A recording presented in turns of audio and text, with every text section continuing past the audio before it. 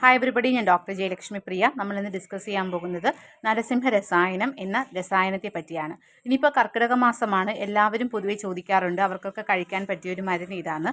കർക്കിടക മാസം എന്ന് മാത്രമല്ല, എല്ലാ സീസണിലും നമുക്ക് കൊടുക്കാൻ പറ്റിയൊരു മരുന്നാണ് നരസിംഹ രസായനം എന്ന് പറയുന്നത്. അഷ്ടാംഗ ഹൃദയത്തിൽ ഇത് നമ്മൾ രസായനത്തിലാണ് പറയുന്നത്, ഉത്തരസ്ഥാനത്തിൽ. അതിനകത്ത് ഇതിൻ്റെ ഇൻഗ്രീഡിയൻസും അതിൻ്റെ ഇൻഡിക്കേഷൻസും ഒക്കെ പറയുന്നുണ്ട്.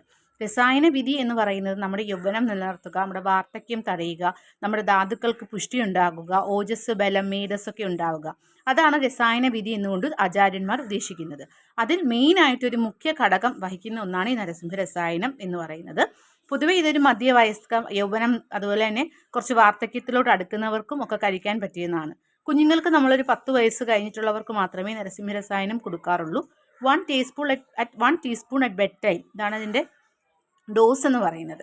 പൊതുവേ നമ്മളത് അകാല നര, അതുപോലെ തന്നെ മുടി കൊഴിച്ചിൽ ഒക്കെയുള്ള കണ്ടീഷൻസിലും എന്ത് ആഹാരം കഴിച്ചിട്ടും നന്നാവുന്നില്ല എന്ന് പറഞ്ഞ് കംപ്ലയിൻസ് പറയുന്ന പേഷ്യൻസിന് ശരീരം പുഷ്ടിക്കും, അതുപോലെ തന്നെ ശരീരത്തിന് മെലിഞ്ഞിരിക്കുന്നവർക്ക് ശരീരം പുഷ്ടിപ്പെടുത്തുവാൻ വേണ്ടി, ധാതുക്കൾക്ക് പുഷ്ടി ഉണ്ടാകുവാൻ വേണ്ടി കൊടുക്കുന്ന ഒരു ഔഷധമാണ് ഈ നരസിംഹ രസായനം എന്ന് പറയുന്നത്. നരസിംഹ രസായനത്തിന് ഒരുപാട് ഇൻഡിക്കേഷൻസ് ഉണ്ട്. ധാതുപുഷ്ടി ഉണ്ടാകുന്നു, അതുപോലെ തന്നെ നമുക്ക് മേധസ്, ബുദ്ധി, ആരോഗ്യം ഇവയൊക്കെ നൽകുന്നു.